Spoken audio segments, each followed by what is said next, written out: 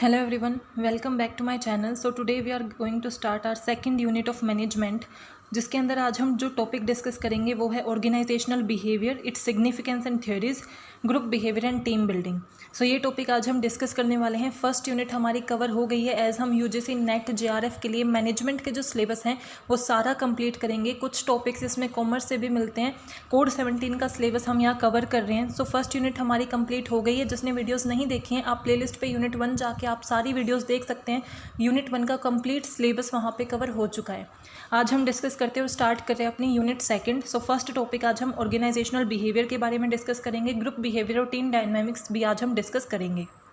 So let's start. सबसे पहले organisational behaviour. Organisational behaviour होता क्या है? ऑर्गेनाइजेशनल बिहेवियर को समझने के लिए सबसे पहले आपको समझना होता है कि ऑर्गेनाइजेशन क्या है। So organisation are set of people who work together to achieve shared goal. यानी कि ऑर्गेनाइजेशन क्या है? एक ऐसा प्लेस है जहाँ पे नंबर ऑफ पीपल वर्क करते हैं ताकि एक पर्टिकुलर और डिसाइडेड गोल को अचीव किया जा सके। ऑर्गेनाइजेशन में सेट ऑफ पीपल, अब वो पीपल इंडिविजुअल फॉर्म में भी हो सकते हैं, ग्रुप के फॉर्म में भी हो सकते हैं, और वो इकट्ठा वर्क करते हैं ताकि हम एक अल्टीमेट गोल को अचीव कर सकें। वो हमारा क्या होता है? ऑर्गेनाइजेशन। सो ऑर्गेनाइजेशन में हमारे क्या हुए? ग्रुप भी होते हैं, टीम भी होती है और इंडिविजुअल भी होती है। Organizational behavior refers to the behavior of individuals and group within the organization and the interaction between organizational members and their external environment. So organization क्या थी? जिसके अंदर number of people work कर रहे हैं ताकि एक particular goal को achieve कर सके। Organization behavior क्या है? जो वो number of people work कर रहे हैं, चाहे वो किसी भी फॉर्म में वर्क कर रहे हो, चाहे ग्रुप की फॉर्म में वर्क कर रहे हैं, चाहे इंडिविजुअली वर्क कर रहे हैं, उनके बिहेवियर को अंडरस्टैंड करना, उनके बिहेवियर को समझना कि वो कैसे इंटरेक्ट करते हैं एक दूसरे के साथ, एक्सटर्नल एनवायरनमेंट के साथ, उसी को हम बोलते हैं organisational behaviour. Organisational behaviour is the study of human behaviour, यानी कि एक ह्यूमन बिहेवियर की स्टडी है। जो ह्यूमन हमारी ऑर्गेनाइजेशन में काम करते हैं उनकी बिहेवियर की स्टडी को ही हम क्या बोलते हैं? Organisational behaviour. सो दैट हम अपनी ऑर्गेनाइजेशन की इफेक्टिवनेस को इंक्रीज़ कर सकें।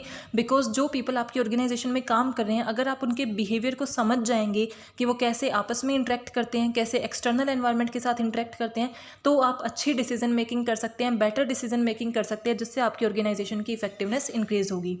फाउंडेशन ऑफ ऑर्गेनाइजेशनल बिहेवियर, ये बहुत इंपॉर्टेंट है, इसको आप याद रखना। ये पॉइंट आपको याद होने बहुत इंपॉर्टेंट है। इस पे क्वेश्चन आ सकता है कि हमारे ऑर्गेनाइजेशनल बिहेवियर की फाउंडेशन क्या है। तो सबसे पहले तो इंडिविजुअल डिफरेंसेस, कि अगर आप ऑर्गेनाइजेशनल बिहेवियर की स्टडी करना चाहते हो तो आपको ये सारे पॉइंट पता होना चाहिए। सबसे पहले इंडिविजुअल डिफरेंसेस, यानी कि आपकी ऑर्गेनाइजेशन में जितने भी वर्कर्स हैं वो सब एक दूसरे से डिफरेंट है। हर एक इंडिविजुअल एक दूसरे से डिफरेंट होता है। क्यों? क्योंकि उसकी थिंकिंग अलग होती है, उसके फिजिकल एट्रीब्यूट अलग हो सकते हैं, उसकी चॉइस अलग होती हैं, उसके ओपिनियन अलग होते हैं, उसकी वैल्यूज़ अलग हैं, उसके एथिक्स अलग हैं। दो अगर सिस्टर्स हैं, ब्रदर्स हैं, ट्विंस भी हैं, तो भी उनके जो चेंजेस हैं या फिर उनके जो परसेप्शन है, उनका जो समझने का तरीका है, वो सब डिफरेंट होता है। एक चीज़ एथिक्स जो हैं एक के लिए सही हो सकते हैं, दूसरे के लिए गलत हो सकते हैं। सो हर इंडिविजुअल एक दूसरे से डिफरेंट होता है, उसके ओपिनियन, उसके पर्सपेक्टिव, उसका परसेप्शन एक दूसरे से डिफर करता है। इसीलिए जब भी आप ओबी की स्टडी करते हो, ऑर्गेनाइजेशनल बिहेवियर की स्टडी करते हो, सबसे पहले जो आपको समझने की रिक्वायरमेंट है वो क्या है? कि हर इंडिविजुअल एक दूसरे से डिफरेंट है। इसीलिए आपको जितने भी इंडिविजुअल हैं सबकी स्टडी करनी पड़ेगी। ऐसा नहीं है ऑर्गेनाइजेशन के एक एम्प्लॉयज़ को स्टडी करके आपने बता दिया कि हमारा ओबी ये है। देन होल पर्सन, जब भी आप अपने ऑर्गेनाइजेशन की बात करते हो तो आप ओबी की बात कर रहे हो, तो इसका मतलब आप बिहेवियर की स्टडी करोगे। बिहेवियर किसके? बिहेवियर की, ह्यूमन रिसोर्स के बिहेवियर की। जो ह्यूमन बीइंग आपकी ऑर्गेनाइजेशन में काम कर रहे हैं उनके बिहेवियर की आप स्टडी करोगे। बट आप क्या करते हो, जब भी एक ऑर्गेनाइजेशन में वैकेंसी आती है ना, तो वो क्या डिस्क्रिप्शन में क्या मेंशन करते हैं कि ये जॉब है, फॉर एग्जांपल सेल्स की जॉब है, हमें किस तरीके की स्किल चाहिए, उसके अंदर कम्युनिकेशन स्किल चाहिए, लीडरशिप स्किल चाहिए। देन हमें एप्लीकेशन रिसीव होती हैं और उनमें से जो बेस्ट उसको फिट करता है ना, जैसी हमें रिक्वायरमेंट थी वैसा जो बेस्ट होता है उसे हम अपनी जॉब के लिए सेलेक्ट कर लेते हैं। बट क्या ये बताओ, जिसको आपने सेलेक्ट किया है उसके अंदर वो स्किल्स तो हैं जो आपको रिक्वायर्ड हैं, बट उसके अलावा भी तो वो एक इंडिविजुअल पर्सन है, उसके रोल्स हैं, उसके स्टेटस हैं, उसके खुद का परसेप्शन है, उसकी थिंकिंग है, उसकी ओपिनियन है। तो जब भी एक ऑर्गेनाइजेशन में कोई भी पर्सन आता है तो वो अकेला वो चीज़ें नहीं लेके आता जो ऑर्गेनाइजेशन को रिक्वायर है, वो एज अ होल पर्सन आता है। यानी कि सारी चीज़ें, सारी कैरेक्टरिस्टिक्स, सारे ओपिनियन जो उसके अंदर हैं वो सबको ऑर्गेनाइजेशन के अंदर लेके लेके आता है। तो जब भी आप ओबी की स्टडी करते हो, आप कंप्लीट पर्सन की स्टडी करोगे, ना कि सिर्फ उन स्किल्स की, एबिलिटीज़ की जो आपकी ऑर्गेनाइजेशन के लिए इंपॉर्टेंट है। देन कोज्ड बिहेवियर, यानी कि जो भी आपकी ऑर्गेनाइजेशन में एम्प्लॉयज़ हैं उनका जो बिहेवियर होता है, आप अगर आप उनकी स्टडी कर रहे हो बिहेवियर की, तो आपको ये पता होना चाहिए कि जो भी बिहेवियर है वो कोज्ड होता है। बिना किसी रीज़न के कोई कैसे भी बिहेव नहीं करता, कोई ना कोई पर्सनल प्रोफेशनल रीज़न उसके पीछे होता है। ह्यूमन डिग्निटी, चाहे वो वर्कर है, चाहे वो लोअर लेवल पे वर्क कर रहा है, मिडिल लेवल पे वर्क कर रहा है या हायर लेवल पे वर्क करता है, इट डजेंट मैटर। हर किसी को रिस्पेक्ट चाहिए है, हर किसी को डिग्निटी चाहिए है। हर कोई चाहता है कि लोग उनको ऑनर दें, लोग उनको डिग्निटी दें, उनको रिस्पेक्ट दें। सो ह्यूमन डिग्निटी मेंटेन करना रिक्वायर्ड है जब भी आप ओबी की स्टडी करते हो। सोशल सिस्टम का मतलब क्या है? ऑर्गेनाइजेशन इनपुट कहाँ से लेती है और आउटपुट कहाँ देती है? सोसाइटी से लेती है और सोसाइटी को देती है। जो हमारे एम्प्लॉयज़ आ रहे हैं वो सोसाइटी से ही आ रहे हैं, और हमारे जो गुड्स वो बनाएंगे वो जाके जो अल्टीमेटली जो कंज्यूमर्स होंगे वो भी कौन होंगे? हमारे सोसाइटी के अंदर ही होंगे। सो वो भी हमारा क्या है? कंप्लीट सोसाइटियल सिस्टम है या एक सोशल सिस्टम है, जिसके अंदर हम सोसाइटी से डील करते हैं, सोसाइटी से ही रिसीव करते हैं, सोसाइटी को ही पे करते हैं। सो सोसाइटियल जितने भी कंसर्न्स होते हैं, सोसाइटी से रिलेटेड जो भी वैल्यूज़ हैं, वो सब हमें पता होनी चाहिए। म्यूचुअलिटी ऑफ इंटरेस्ट, कि ओबी जो है वो म्यूचुअलिटी ऑफ इंटरेस्ट का मतलब क्या है? ऑर्गेनाइजेशन और एम्प्लॉयज़ दोनों अपने इंटरेस्ट को समझें, यानी कि ऑर्गेनाइजेशन के लिए एम्प्लॉय भी ज़रूरी हैं, बट एम्प्लॉयज़ के लिए ऑर्गेनाइजेशन भी ज़रूरी है। बिकॉज अगर एम्प्लॉयज़ ऑर्गेनाइजेशन में वर्क कर रहे हैं तो उन्हें सैलरी मिल रही है, एम्प्लॉयमेंट मिल रही है, अच्छा स्टैंडर्ड ऑफ लिविंग मिल रहा है, क्वालिटी ऑफ लाइफ मिल रही है, बट इसका मतलब ये नहीं है कि सिर्फ एम्प्लॉयज़ को ही ऑर्गेनाइजेशन की ज़रूरत है। ऑर्गेनाइजेशन को अच्छे एम्प्लॉयज़ मिल रहे हैं, उसकी प्रोडक्टिविटी हो रही है, उसकी एफिशिएंसी हो रही है, उसकी रेपुटेशन इंप्रूव हो रही है, तो इसका मतलब क्या है? दोनों का म्यूचुअल इंटरेस्ट है, दोनों को एक दूसरे की रिक्वायरमेंट है। देन नीड फॉर मैनेजमेंट, ओबी की स्टडी करना हमारी मैनेजमेंट करने के लिए रिक्वायर्ड है। यानी कि अगर आप चाहते हो कि आप अच्छे से मैनेज कर सको, प्लानिंग, ऑर्गेनाइजिंग, डायरेक्टिंग, कंट्रोलिंग, हर फंक्शन को अच्छे से परफॉर्म कर सको, तो आपको ऑर्गेनाइजेशनल बिहेवियर की स्टडी करनी रिक्वायर्ड है। बिकॉज आपकी ऑर्गेनाइजेशन मेनली डिपेंड किस चीज़ पे करती है? कि जो लोग आपकी ऑर्गेनाइजेशन में काम कर रहे हैं, जो एम्प्लॉयज़ आपकी ऑर्गेनाइजेशन में काम कर रहे हैं, तो उन पे आपको फोकस करना है, तभी आप अच्छे से मैनेज कर सकते हो। एंड होलिस्टिक कॉन्सेप्ट का मतलब क्या है? कि ये एक कंप्लीट कॉन्सेप्ट है जो हर एरिया को, हर चीज़ को इन्वॉल्व करता है। बिकॉज ह्यूमन रिसोर्स एक ऐसी चीज़ है जो आपको हर लेवल पे चाहिए, हर ऑर्गेनाइजेशन में चाहिए, चाहे कितने ही टाइप की ऑर्गेनाइजेशन हो, कितनी ही स्मॉल ऑर्गेनाइजेशन हो, कितनी ही लार्ज ऑर्गेनाइजेशन हो, कोई भी डिपार्टमेंट हो, हर जगह आपको ह्यूमन रिसोर्स की रिक्वायरमेंट है। तो ये होलिस्टिक कॉन्सेप्ट है कि आपको ओबी की स्टडी करने की रिक्वायरमेंट है। सो फाउंडेशन ऑफ ओबी में क्या है? कि इंडिविजुअल डिफरेंसेस होते हैं, होल पर्सन है, caused behaviour, human dignity, social system, mutuality of interest, need for management and holistic concept. Now significance of OB, organisational behaviour की स्टडी करने की इंपॉर्टेंस क्या है, सिग्निफिकेंस क्या है? तो वही अभी जो हमने स्टडी किया उससे ही हम समझ गए होंगे कि इंपॉर्टेंस क्या है। जैसे कि ओबी से हमें पता चल जाता है कि हमारी लाइफ ऑर्गेनाइजेशन में कैसे होने वाली है।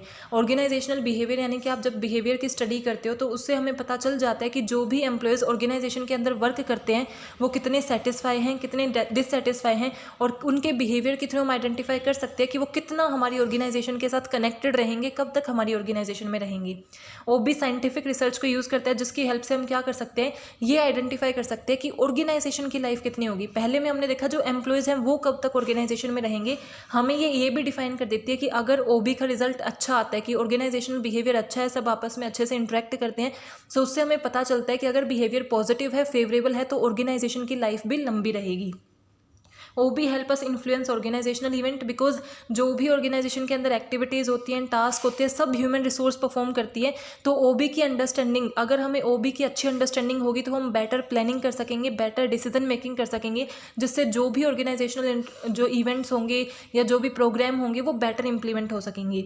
It help an individual to understand himself and other better, यानी कि अगर बिहेवियर की स्टडी की जाती है, आपके खुद के बिहेवियर की, दूसरों के बिहेवियर की अगर स्टडी की जाती है, तो सिंपल सी बात है, अगर आपको बिहेवियर की अंडरस्टैंडिंग होगी तो आप खुद को भी ज़्यादा बेटर समझ सकोगे और दूसरों को भी ज़्यादा अच्छे से समझ सकोगे। इसकी वजह से हम मोटिवेट कर सकते हैं सबॉर्डिनेट्स को, क्योंकि अगर हमने बिहेवियर की स्टडी करी तो हमें ये पता चल गया कि किस एम्प्लॉयज़ को किस तरीके से मोटिवेट किया जा सकता है, किस एम्प्लॉयज़ को फाइनेंशियल इंसेंटिव्स की ज़्यादा रिक्वायरमेंट है, कौन से ऐसे एम्प्लॉयज़ हैं जो नॉन फाइनेंशियल इंसेंटिव चाहते हैं। सो उसके अकॉर्डिंग जिस एम्प्लॉय को जो चाहिए, जो उसके बिहेवियर को सेटिस्फाई कर सकता है, आप उसे वो प्रोवाइड कर सकते हो एंड उसे मोटिवेट कर सकते हो। मार्केटिंग की फील्ड में मोस्ट रिक्वायर्ड है, क्योंकि मार्केटिंग में, सेल्स में आपको क्या करना होता है, एक कंज्यूमर को कन्वेंस करना होता है, कन्फेस करना होता है कि वो क्या करे, आपको, आपके प्रोडक्ट को ले, आप उसे परसुएड करते हैं कि वो आपके प्रोडक्ट को खरीदे, उसे यूज़ करे, अच्छे रिव्यू प्रोवाइड करे, फीडबैक प्रोवाइड करे। सो मार्केटिंग की फील्ड में आपको जो है बिहेवियर की स्टडी मोस्ट रिक्वायर्ड है, क्योंकि तभी आप क्या कर सकते हो, उन्हें कंपेल कर सकते हो कि वो आपके प्रोडक्ट को खरीदें। Human problems can be tackled, because अगर आप बिहेवियर की स्टडी कर रहे हो तो आप आइडेंटिफाई कर सकते हो कि इनके बीच में क्या प्रॉब्लम है, अगर कन्फ्लिक्ट है एम्प्लॉयज़ के बीच में तो वो क्यों है और उसे कैसे सॉल्व किया जा सकता है, और इसकी हेल्प से हम क्या कर सकते हैं, इफेक्टिव मैनेजमेंट कर सकते हैं। अप्रोचेज इन ऑर्गेनाइजेशनल बिहेवियर, ये भी one of the most important topic है कि कौन कौन सी अप्रोचेज होती है। इनका नाम तो आपको पक्का याद होना चाहिए अप्रोचेज का, बिकॉज ऐसे ही क्वेश्चंस आते हैं कि इनमें से कौन सी अप्रोच नहीं है या फिर अप्रोच है, तो ऐसे क्वेश्चंस आपको पता होने चाहिए या आपके टिप्स पे होने चाहिए। इनका मीनिंग एंड नॉर्मल इसके नेम तो याद रहने ही चाहिए। सो इनके अप्रोच है human resource approach, contingency approach, productivity approach, system approach and interactionalism approach. तो सबसे पहले है human resource approach. Human resource approach क्या कहती है, सिंपल है, जो पीपल के ऊपर फोकस करती है। ये हमें बोलती है कि जो भी ऑर्गेनाइजेशन में काम हो रहा है ना, वो ह्यूमन रिसोर्स की वजह से ही हो रहा है। सबसे ज़्यादा जो मेन रिसोर्स है, सबसे इंपॉर्टेंट एस्पेक्ट जो ऑर्गेनाइजेशन का है, वो ह्यूमन रिसोर्स है, जो इस चीज़ को डिग्निफाई करती है, जो इस चीज़ को डिफाइन करती है, उसी को हम बोलते हैं ह्यूमन रिसोर्स अप्रोच। इसको हम सपोर्टिव अप्रोच भी बोल देते हैं। Then contingency approach. Contingency approach क्या कहती है कि ऑर्गेनाइजेशन में काम करने की कोई भी वन बेस्ट वे नहीं है कि सब इसी तरीके से काम करो, ये सबसे बेस्ट तरीका है। तो ऐसा कोई भी बेस्ट तरीका ऑर्गेनाइजेशन में एग्जिस्ट नहीं करता, क्योंकि कल जो सिचुएशंस थी, आज सिचुएशंस उससे अलग हो सकती हैं, और आने वाले टाइम में सिचुएशन उससे भी अलग हो सकती हैं। सो कल जो चीज़ बेस्ट थी, ज़रूरी नहीं कि आज भी वही बेस्ट रहे या आने वाले टाइम में वही बेस्ट रहे। इसलिए कोई भी one best way, one best method नहीं होता है। आपको सिचुएशंस के अकॉर्डिंग मेथड्स आइडेंटिफाई करने होते हैं कि इस सिचुएशन में सबसे अच्छा तरीका कौन सा है काम करने का। सिस्टम अप्रोच क्या कहती है, ये one of the simplest approach है। ये सिर्फ हमारी ऑर्गेनाइजेशन में जो मैनेजर्स हैं उन्हें ये बताती है कि हमारी organisation as a complete system work कर रही है। कंप्लीट ऑर्गेनाइजेशन क्या है, एक सिस्टम है और उसके अंदर नंबर ऑफ सब सिस्टम्स होते हैं। जैसे फाइनेंशियल डिपार्टमेंट है, फाइनेंस का है, HR का डिपार्टमेंट है, R&D का डिपार्टमेंट है, मार्केटिंग का डिपार्टमेंट है, प्रोडक्शन का डिपार्टमेंट है। ये सब क्या है, सब सिस्टम्स हैं। सो एक सिस्टम अप्रोच क्या बताती है कि हमारी एक ऑर्गेनाइजेशन एक सिस्टम है जो सब सिस्टम से मिलके बनी है, जिसके अंदर हम इनपुट रिसीव करते हैं, प्रोसेसिंग करते हैं एंड आउटपुट प्रोवाइड करते हैं। Productivity approach. प्रोडक्टिविटी अप्रोच क्या होती है, जो ऑर्गेनाइजेशन की इफेक्टिवनेस को मेजर करने के लिए यूज़ की जाती है। ये मैनेजर्स को बताती है कि आप ऑर्गेनाइजेशन की एफिशिएंसी और इफेक्टिवनेस को जज कर सकते हो, आइडेंटिफाई कर सकते हो with the help of productivity, कि कितनी प्रोडक्टिविटी एक ऑर्गेनाइजेशन कर रही है, क्योंकि उसके थ्रू हमें ये पता चल जाता है कि कितनी यूनिट्स हमने बनाई, कितना वेस्टेज किया, जो हमारे पास रिसोर्सेज थे उनको कितने अच्छे से यूटिलाइज किया। Economic as well as social measures दोनों लेके चलते हैं, यानी कि पैसा उसमें कितना लगा, एफर्ट्स उसमें कितने लगे, टाइम उसमें कितना लगा, सब कुछ लेके हम ये देखते हैं कि हमने एक्चुअल में कितनी प्रोडक्टिविटी की, सो दैट ऑर्गेनाइजेशन की इफेक्टिवनेस को आइडेंटिफाई किया जा सके। इंटरनेशनलिज्म का अप्रोच क्या है कि कैसे हम इंटरेक्ट करते हैं। ये हमें यही बताती है कि हमारी जो ऑर्गेनाइजेशन है उसके अंदर जितने भी एम्प्लॉयज़ हैं उनका किस किस चीज़ के साथ इंटरेक्ट होता है और उसी के बेस पे उनका बिहेवियर डिफाइन किया जाता है। It is relatively new approach, कि बाकी अप्रोच हमारी ट्रेडिशनल अप्रोच है, बट ये थोड़ी न्यू अप्रोच है जो लेटली ही आई है। It first presented in term of interactional psychology. This views assume that the individual behaviour result from a continuous and multi directional interaction between the characteristics of person and the situation, यानी कि different different situation जो वो face करता है। Contingency approach का मतलब क्या है कि सिचुएशन के अकॉर्डिंग हमें काम करना है, बट ये हमें क्या कह रही है कि सिचुएशन के अकॉर्डिंग कैसे एक पर्सन उसके साथ इंटरेक्ट करता है, उसके थ्रू ही उसका बिहेवियर डिराइव होता है। सो ये हमारी क्या थी, 5 अप्रोच थी ऑर्गेनाइजेशनल बिहेवियर की। अब हम डिस्कस करते हैं। सो हमने आज 3 टॉपिक डिस्कस करने हैं। OB, जिसकी हमने सिग्निफिकेंस एंड थ्योरीज डिस्कस करनी थी। सिग्निफिकेंस अप्रोचेस हमने डिस्कस कर ली हैं। थ्योरीज जो हमने मैनेजमेंट की थ्योरीज की थी, सेम हमारी OB की थ्योरी होती है, जो classical, neo classical and modern theories थी। आपको वीडियोज़ मिल जाएंगी, मैनेजमेंट यूनिट 1 की वीडियोज़ में वो आपको मिल जाएगी। अब हम डिस्कस करते हैं ग्रुप को। सो ग्रुप होता क्या है। ग्रुप बिहेवियर की स्टडी करने से पहले आपको पता होना चाहिए कि ग्रुप क्या होता है। अगर हम सिंपल लैंग्वेज में बोले, लेमन लैंग्वेज में बोले, तो वो क्या है, जहाँ 2 से ज़्यादा लोग हों, 2 और 2 से ज़्यादा लोग मिलकर कुछ काम कर रहे हों, वो हमारा ग्रुप होता है। बट अगर हमें एज अ ऑर्गेनाइजेशन बात करनी है तो एक ग्रुप के अंदर ये 4 फीचर्स होने चाहिए, तभी हम बोलेंगे कि एक ग्रुप है। और ये आप कहीं भी मेंशन कर लो, ये 4 फीचर्स बहुत इंपॉर्टेंट हैं कि जो भी मेंबर्स हैं ग्रुप में, 5 हैं 10 हैं, वो आपस में इंटरेक्ट करते हों, उनके बीच में इंटरेक्शन होना रिक्वायर्ड है। शेयर्ड गोल हो, मतलब सब एक ही गोल के लिए काम कर रहे हो। People see themselves as a group member, सब एक खुद को मानते हों कि वो ग्रुप के मेंबर हैं। अगर आप ग्रुप के मेंबर हो बट आपको खुद को समझ ही नहीं रहे तो आप ग्रुप में नहीं हो। अगर आप खुद मानते हो, आप इंटरेक्ट करते हो और शेयर्ड गोल के वर्क करते हो, तभी आप ग्रुप बिहेवियर या ग्रुप के अंदर इंक्लूडेड होते हो, और 2 या 2 से ज़्यादा पीपल की रिक्वायरमेंट होती है। अब ग्रुप के टाइप्स क्या होते हैं? डिफरेंट फॉर्म से हम ग्रुप को डिवाइड कर सकते हैं, जैसे कि on the basis of formal and informal group. Formal group क्या होते हैं? यानी कि जो एक ऑफिशियल टास्क को परफॉर्म करने के लिए, जो ऑर्गेनाइजेशन के अंदर हैं, जो बहुत ही ऑफिशियली वर्क करते हैं, यानी कि ऑर्गेनाइजेशन से रिलेटेड काम को परफॉर्म करने के लिए जो ग्रुप बनाए जाते हैं वो हमारे होते हैं फॉर्मल ग्रुप। जैसे हम ये नहीं बोलते कि ये हम फॉर्मेलिटी कर रहे हैं, तो फॉर्मेलिटी का मतलब ही क्या होता है? जो एक सिस्टमेटिक मैनर में प्री डिटरमाइन वे से किया जाता है, ऑफिशियली किया जाता है, जिसके अंदर कुछ भी इनफॉर्मल नहीं होता, वो हमारी होती है फॉर्मल ग्रुप। फॉर्मल ग्रुप हमारे 2 तरीके के होते हैं, स्टैंडिंग टास्क ग्रुप और टास्क ग्रुप। स्टैंडिंग टास्क को आप क्या बोल सकते हो? परमानेंट ग्रुप भी बोल सकते हो, और ये आपके क्या है? टेम्परेरी ग्रुप भी आप बोल सकते हो। इसमें हमारा क्या होता है? जो ग्रुप परमानेंटली बनाया जाए, किसी भी काम को उसे असाइन किया जाता है लेकिन वो परमानेंट उस काम को करता रहेगा, वो हमारे होते हैं स्टैंडिंग टास्क ग्रुप। और टास्क ग्रुप क्या होते हैं? जो टेम्परेरी बनाए जाते हैं। फॉर एग्जांपल, ऑर्गेनाइजेशन एक प्रॉब्लम फेस कर रही है कि उसके जो कस्टमर्स हैं वो कम होते जा रहे हैं, सो उसकी स्टडी करने के लिए कि कस्टमर्स क्यों कम हो रहे हैं, कस्टमर क्यों डिससेटिस्फाई हैं, उसकी स्टडी के लिए एक ग्रुप बनाया। जैसे ही वो स्टडी कंप्लीट हुई, वो ग्रुप खत्म हो गया, उसको हम बोलते हैं टास्क ग्रुप। ये सिर्फ टेम्परेरी पर्पज़ के लिए बनाया जाता है, बट स्टैंडिंग टास्क ग्रुप क्या होता है? परमानेंट पर्पज़ के लिए बनाया जाता है। सो ये तो थे हमारे फॉर्मल ग्रुप। अब हमारे आते हैं इनफॉर्मल ग्रुप। इनफॉर्मल ग्रुप अब 3 तरीके के होते हैं, interest, friendship and reference group.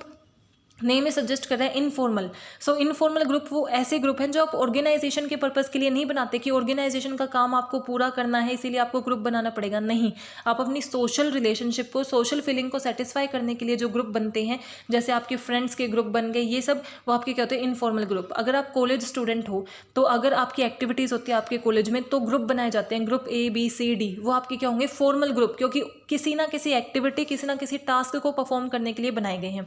लेकिन आप कॉलेज में अपने नॉर्मल फ्रेंड्स भी तो बनाते हो, वो आपके क्या है? इनफॉर्मल ग्रुप, जो आपने किसी काम को करने के लिए नहीं, सिर्फ अपनी पर्सनल फीलिंग, सोशल फीलिंग के लिए बनाए हैं। सो इनफॉर्मल ग्रुप में क्या आते हैं? Interest group, friendship group and reference group. Interest group यानी कि जिन सबका कॉमन इंटरेस्ट है, फॉर एग्जाम्पल जिन सबका इंटरेस्ट स्पोर्ट्स में है या एंटरटेनमेंट में है, वो सब आपस में डिस्कस करने लग जाते हैं, तो वो हमारा क्या हो जाता है? इंटरेस्ट के बेस पे ग्रुप बन जाता है। रेफरेंस ग्रुप क्या होता है? यानी कि रेफरेंस ग्रुप 2 तरीके के होते हैं, primary group and secondary group. Primary group जिनके साथ आप डेली मिलते हो, ज़्यादा से ज़्यादा टाइम स्पेंड करते हो, जैसे कि आपके फैमिली मेम्बर्स हैं, वो आपके क्या आ जाते हैं? फैमिली मेम्बर्स हैं, फ्रेंड्स हैं, वो आपके क्या? प्राइमरी रेफरेंस ग्रुप में आते हैं। सेकेंडरी रेफरेंस ग्रुप क्या होता है? रेफरेंस का मतलब क्या है? जब भी आप कोई काम करते हो, उनकी रेफरेंस आप लेते हो, उनसे कुछ पूछते हो कि हमें ये करना चाहिए या नहीं करना चाहिए। तो रेफरेंस ग्रुप में प्राइमरी ग्रुप। सेकेंडरी यानी जिनसे आप रोज़ नहीं मिलते, लेकिन जब भी आपको कोई डिसीजन मेकिंग करनी होती है तो आप उनसे ये पूछते हो कि आप क्या सोचते हो, उनकी रिकमेंडेशंस लेते हो, वो आपके होते हैं सेकेंडरी रेफरेंस ग्रुप। जैसे आपके कोई टीचर्स हैं या फिर आपका कोई मेंटर है। देन हमारा फ्रेंडशिप ग्रुप, यानी कि जरूरी नहीं कि आपका इंटरेस्ट सेम हो, आपका जो फ्रेंड सर्कल है उसमें ऐसे हो सकता है कि आप 5 फ्रेंड है लेकिन सबका इंटरेस्ट अलग है, सबकी चॉइसेस अलग हैं, ओपिनियन अलग है, बट फिर भी आप फ्रेंड्स हो, अच्छे फ्रेंड्स हो, तो वो होता है हमारा फ्रेंडशिप ग्रुप ना। उसके अलावा क्या होता है? चेंज ऑफ मेंबरशिप ग्रुप, यानी कि चेंज के बेस पे closed group and open group. एक ऐसा ग्रुप जिसके अंदर इजीली चेंज किए जा सकते हैं, वो हमारा होता है ओपन ग्रुप। लेकिन जिसके अंदर जितने मेंबर्स हैं उतने ही रहेंगे, उससे ज़्यादा बढ़ाए नहीं जा सकते, कम नहीं किए जा सकते, वो हमारा होता है क्लोज्ड ग्रुप। यानी कि उसकी रेगुलेशंस वगैरह सिर्फ आप क्लोजली वर्क करते हो, वो एक्सटर्नल एनवायरनमेंट से इतना रिलेट नहीं करता। सो उसके अंदर अगर 10 मेंबर ने स्टार्ट किया था तो उतने ही रहेंगे, इतनी आसानी से वो चेंज नहीं होंगे, वो हमारा क्या है? Closed group. ओपन ग्रुप जिसमें आप कभी भी आ सकते हो, कभी भी जा सकते हो। इन और आउट ग्रुप, एक होता है इन ग्रुप और एक होता है आउट ग्रुप। जिस ग्रुप के आप मेंबर हो वो आपका इन ग्रुप है, जिस ग्रुप के आप मेंबर नहीं हो वो आपका आउट ग्रुप है। सिंपल सी बात है, अगर आपके क्लास में 2 ग्रुप बने हुए हैं, 3 ग्रुप बने हुए हैं, जिस फ्रेंड सर्कल के आप मेंबर हो वो आपका इन ग्रुप है, यानी कि आप उसके इन मेंबर हो। जिस ग्रुप के आप मेंबर नहीं हो वो आपके लिए आउट ग्रुप है। तो 3 तरीके से हमने देख लिया, फॉर्मेलिटी एंड इनफॉर्मेलिटी के बेस पे इन और आउट ग्रुप। एंड हमारा चेंज इन मेंबरशिप, यानी कि जिसके अंदर मेंबर कोई भी आ सकता है, कोई भी बन सकता है, वो तो ओपन ग्रुप। लेकिन जिसके अंदर एक बार जो बन गए उतने ही रहेंगे, वो हमारा क्या होता है? Closed group. Why do people join group? People group बनाते ही क्यों हैं? क्योंकि उनके बीच में प्रॉक्सिमिटी, इंटरेक्शन या इन्फ्लुएंस हो सकता है। यानी कि आप अपने फ्रेंड्स के साथ क्यों ग्रुप बनाते हो, क्योंकि आप एक दूसरे के वेरी क्लोज हो, तो आप एक एज अ ग्रुप रहना पसंद करते हो। सिक्योरिटी की वजह से ये जो पॉलिटिक्स में ऐसे ग्रुप क्यों बनते हैं, क्योंकि अगर एक स्ट्रॉन्ग पॉलिटिशियन पार्टी है, अगर आप उसके साथ बहुत से मेंबर क्यों जुड़ जाते हैं, बिकॉज उन्हें भी सिक्योरिटी मिलती है कि हमें भी एक तरीके से प्रोटेक्शन मिलेगी, हमारा काम आगे चलता रहेगा। तो सिक्योरिटी की वजह से ग्रुप बना सकते हो।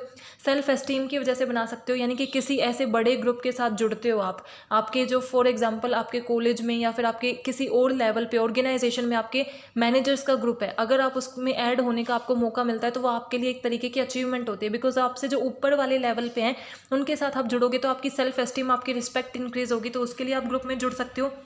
एफिलिएशन आपको पसंद है, आपका वो इंटरेस्ट है, तो आप उस ग्रुप में जुड़ना चाहते हो। पावर के लिए किसी पावर, फॉर एग्जांपल ग्रुप में ज़्यादा पावर होती है एज ए इंडिविजुअल, अगर ग्रुप जाके किसी चीज़ को बोलने की कोशिश करता है, कंपेल करने की कोशिश करता है, तो वो ज़्यादा ईजिली हो जाता है एज अ सिंगल पर्सन जाए। फॉर एग्जाम्पल अगर आपको कोई भी काम कराना है तो आप एक तो अकेले जाके अपने डायरेक्टर से बात करो, अपने बॉस से बात करो, और एक आप ग्रुप में जाओ तो इम्पैक्ट पड़ता है। तो वो क्या है, पावर के लिए या फिर आइडेंटिटी के लिए, कि इस ग्रुप में जो जुड़ता है उन सबको एक डिफरेंट आइडेंटिटी मिल जाती है कि उस ग्रुप के मेंबर हैं, तो आप चाहते हो कि आपको रिकॉग्निशन मिले, आइडेंटिटी मिले, इसलिए भी आप ग्रुप को ज्वाइन करते हो।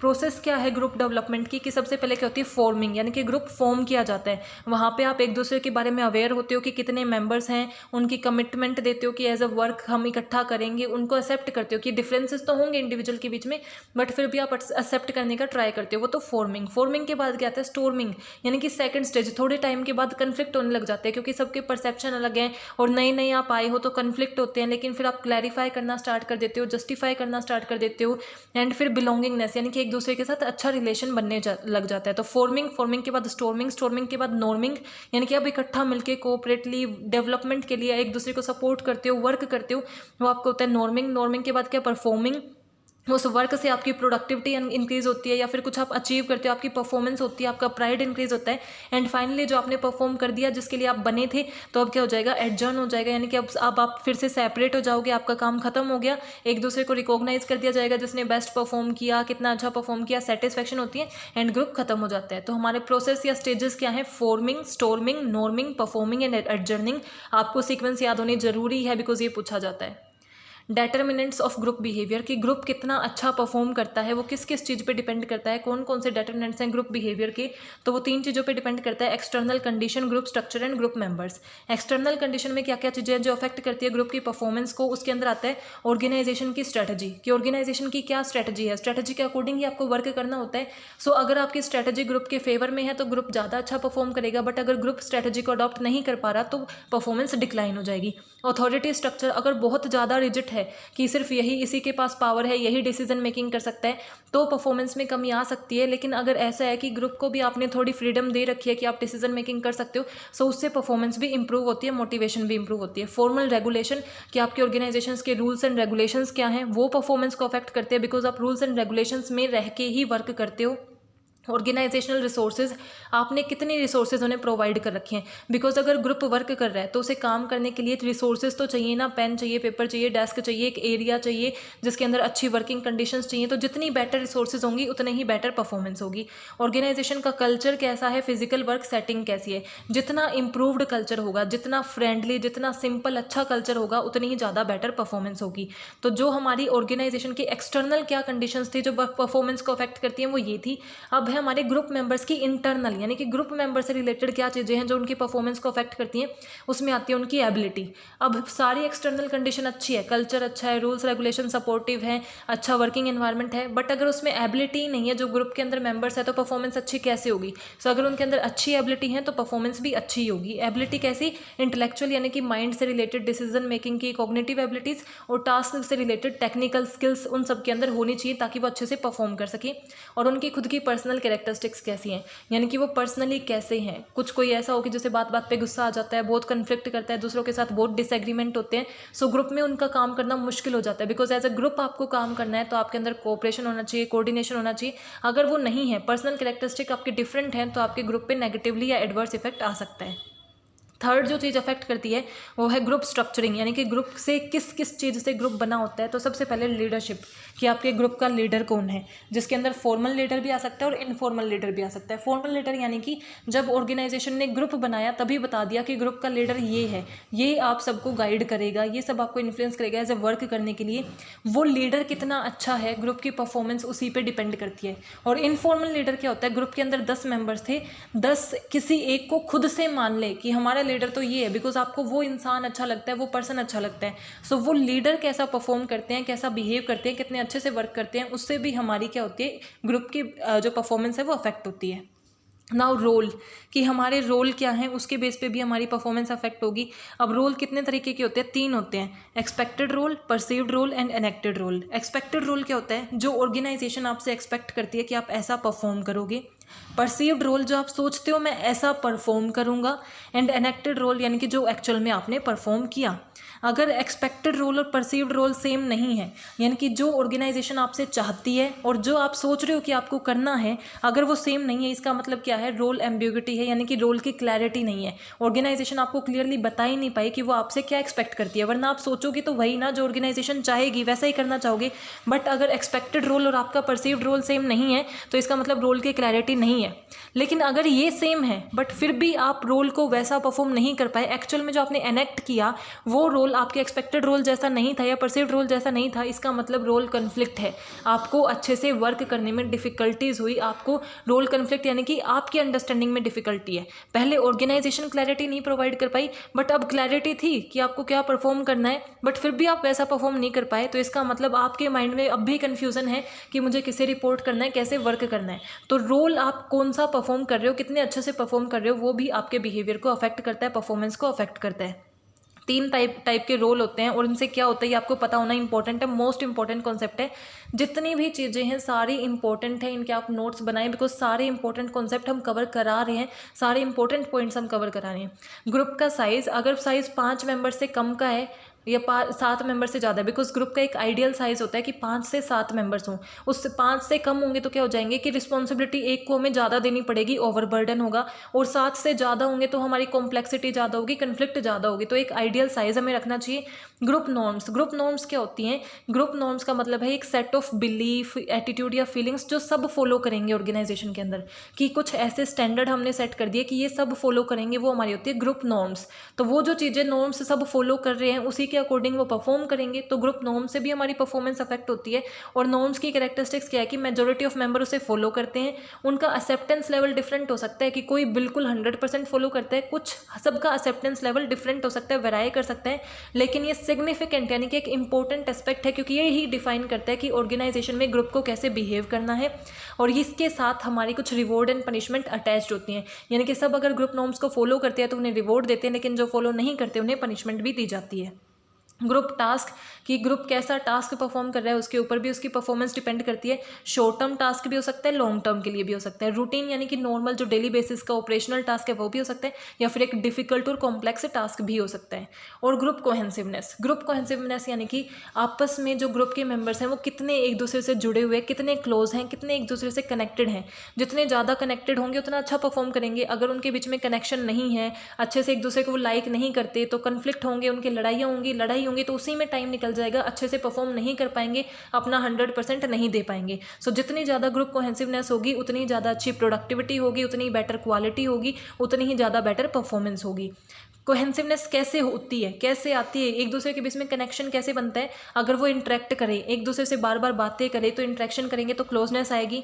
थ्रेट यानी कि अगर उन्हें ये है कि अगर मेरा ग्रुप से निकल गया तो मेरे लिए इनसिक्योरिटी हो सकती है, तो फिर वो अच्छे से जुड़ा रहना चाहेंगे और फिर अच्छी कोहेंसिवनेस बनाएंगे।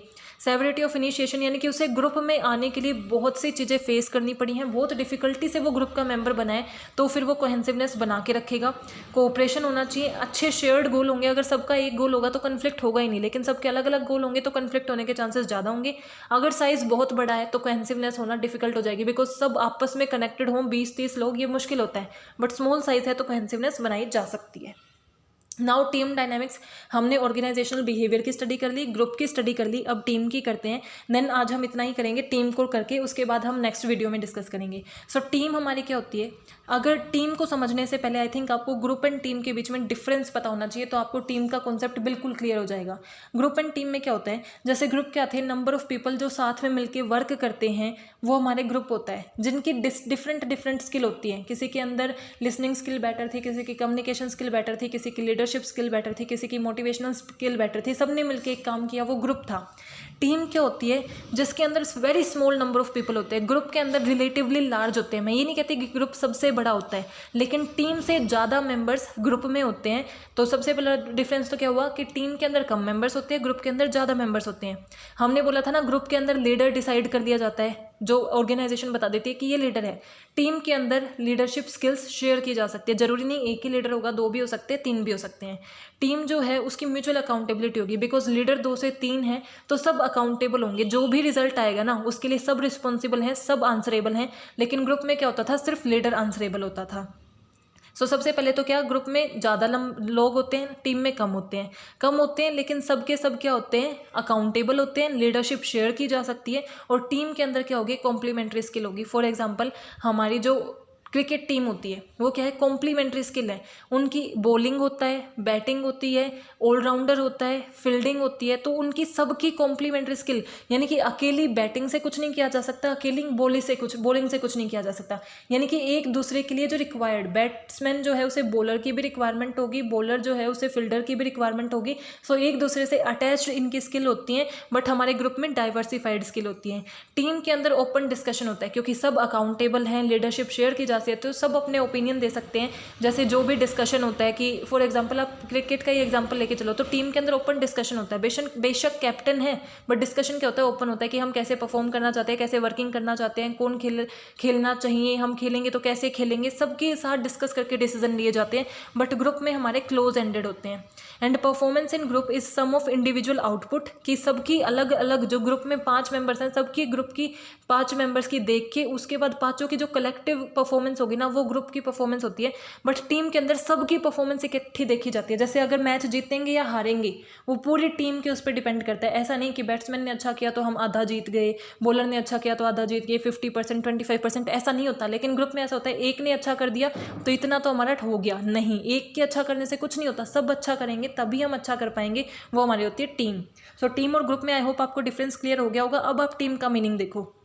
तो टीम क्या हुई, एक स्मॉल नंबर ऑफ पीपल है जिसके अंदर कॉम्प्लीमेंट्री स्किल, यानी कि एक दूसरे से एसोसिएटेड स्किल वाले पर्सन हैं, वो आपस में वर्क करते हैं ताकि एक कॉमन पर्पस को अचीव किया जा सके।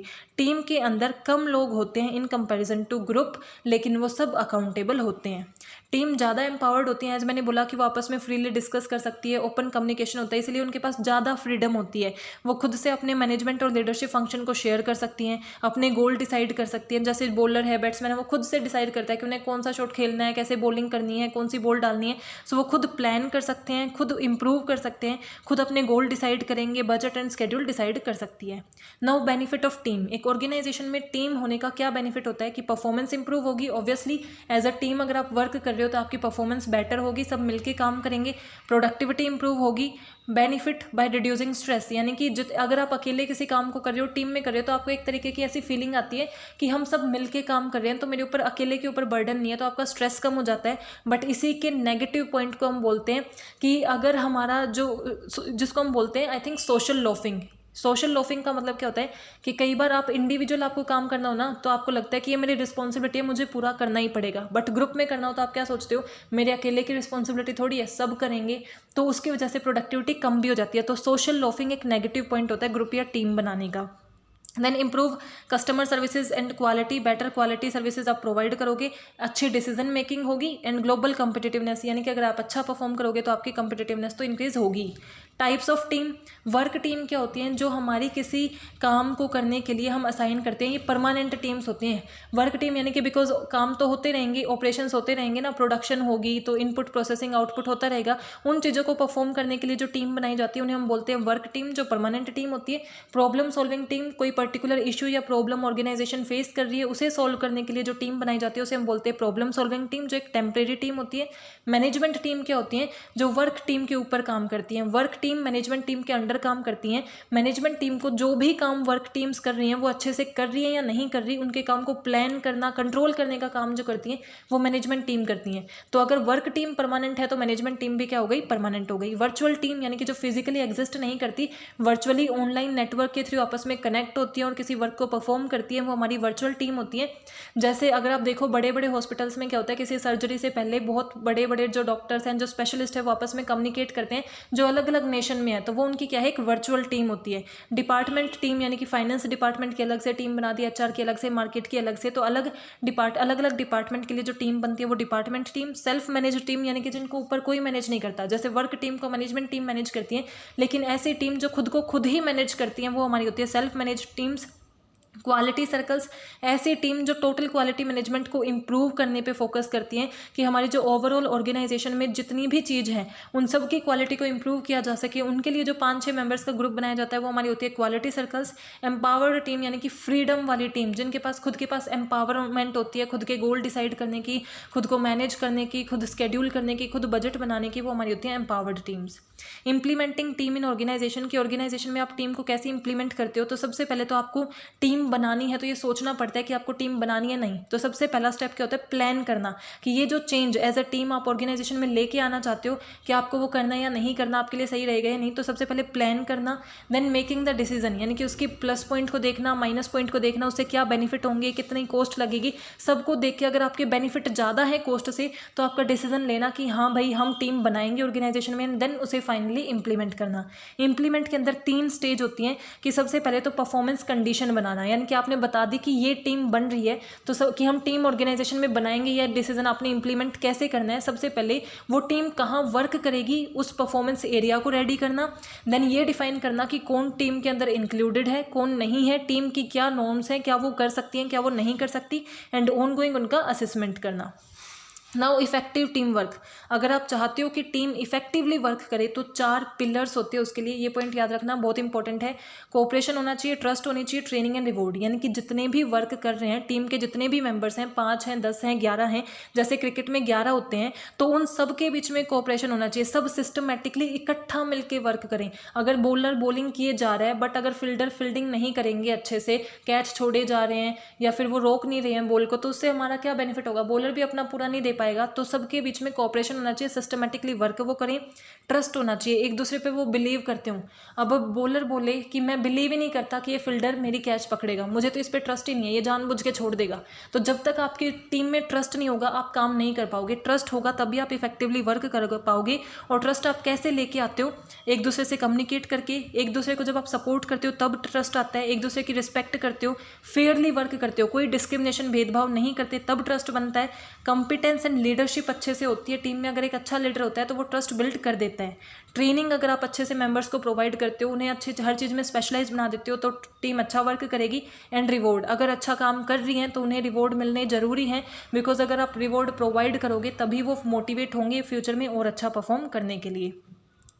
कैन ग्रुप बिकम टीम्स, क्या हम ग्रुप को टीम में कन्वर्ट कर सकते हैं, बिकॉज ग्रुप के अंदर लार्ज नंबर होते हैं एज कंपैरिजन टू टीम। तो अगर ग्रुप के अंदर अगर ग्रुप अच्छा परफॉर्म नहीं कर रहा है, ग्रुप के अंदर ग्रुप थिंक आ रही है, सोशल लोफिंग आ रही है, वो अच्छे से काम नहीं कर पा रहे, तो आंसर होता है येस, कि हाँ ग्रुप को टीम में कन्वर्ट किया जा सकता है ताकि वो बेटर परफॉर्म करें। और अगर जो भी कन्फ्लिक्ट ग्रुप में आ रहे हैं उन्हें टीम में कन्वर्ट करके हम रिजॉल्व कर सके। फॉर एग्जाम्पल ग्रुप में कन्फ्लिक्ट था कि अकेला लीडर कर रहा है, इसी की चल रही है, तो आप टीम में क्या होती है, शेयर्ड लीडरशिप होती है, सब लीडर हो सकते हैं या फिर सब अपने ओपन डिस्कशन कर सकते हैं, तो ग्रुप को हम टीम में कन्वर्ट कर सकते हैं as per the organisation requirement. So I hope you are clear with this topic. If you have any doubt, please mention in comment section.